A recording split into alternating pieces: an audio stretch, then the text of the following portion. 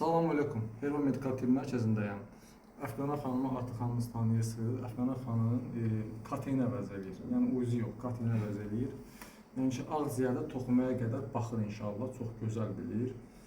İnşallah məndə də yoxlayır sol ağciyəri, görə maye var, Bəli, yoxdur. baxın burada böyrəklə dalaq arası boşluq, təmizdir. Əvvəl sol tərəfi artıq yarım litr, yarım litrin üzərində mayesi var idi. İndi çox şükür maye Bir şey də deyim, bax səssiz gedən xəstəlik olar. Plevraya maye yığılar bilməzsiniz. Mütəmadi gəlin yoxlanın. Əfqana xanım birinci, üçüncü günlər burada olur.